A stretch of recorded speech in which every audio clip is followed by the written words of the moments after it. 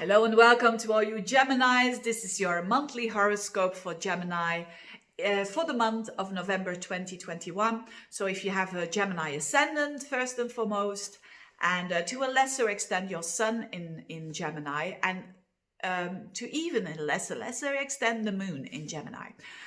Let's break this down. Now, the whole month is, of course, you could say, the most important thing that is happening. Your ruler, by the way, is getting out of its shadow at around and about the 5th of November. So Mercury is out of its shadow, so you will feel more uplifted anyway. That's for the start for the month of November. But there is a shift in eclipses. So eclipses are periods of time that are quite important. And that I've been talking a lot about the eclipses happening in your sign and in the opposite sign, which is Sagittarius. And that it's almost about to end. I say almost because there's one eclipse left in Sagittarius next month that you are going to feel very strongly. But this eclipse in November is totally new. It's a one that is a bit of a sneak preview, so to speak, for the rest of 2022. And because the eclipses are going to shift from Gemini they go backwards towards Taurus. So the North Node is going to be in Taurus, and its opposite sign, the South Node, is going to be in Scorpio. That's a total different story. But as I said, we're having on the 19th of November a sneak preview, because there is an eclipse at 27 degrees of Taurus happening for the first time. And actually, for the Geminis, it's a good thing because Geminis have had a lot of emphasis on, not to say a good thing, but it's for the Geminis who have made a lot of changes in the past, it's a good thing.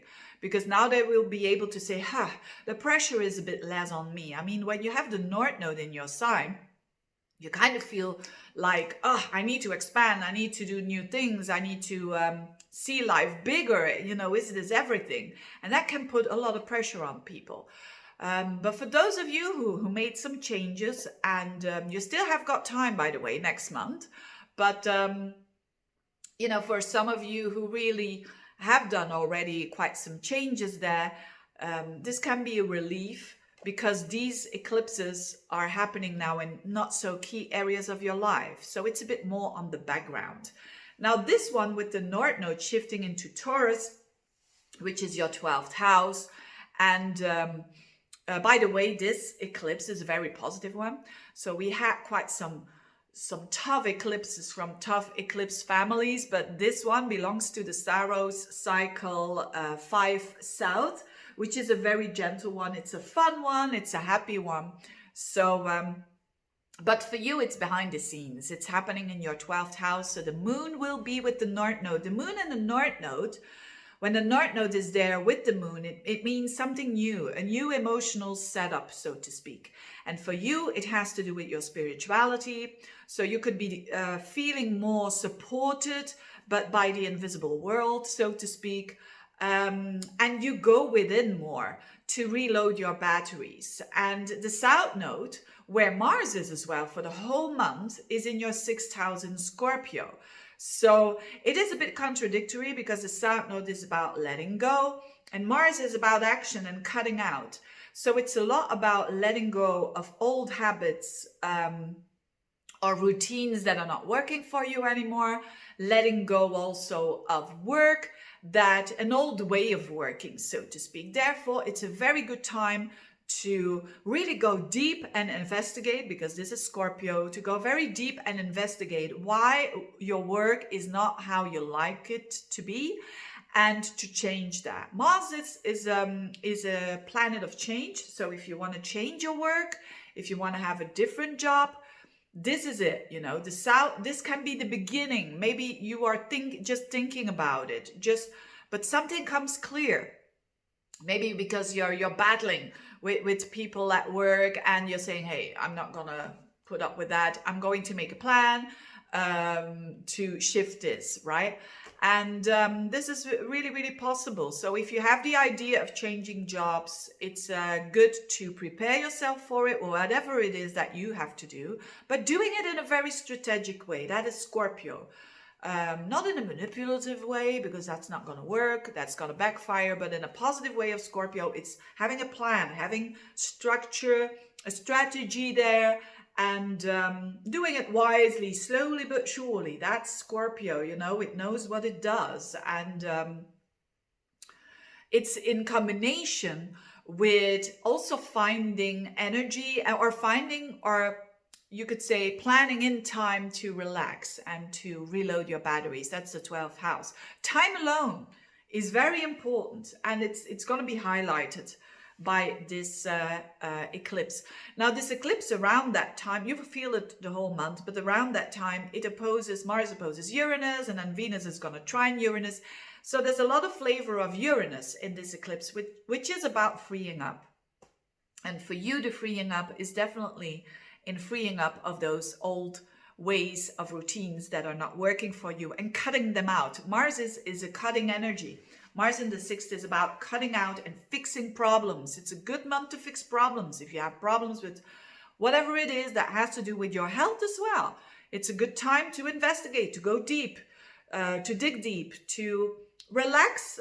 Maybe it can be very simple, you know, that you have to relax a little bit more, and that you have to be alone a little bit more. I know Geminis, that's a weird thing, because Geminis are, if you are, of course, you know, most of the Geminis, maybe you say, hey, but that's not me, but this is general.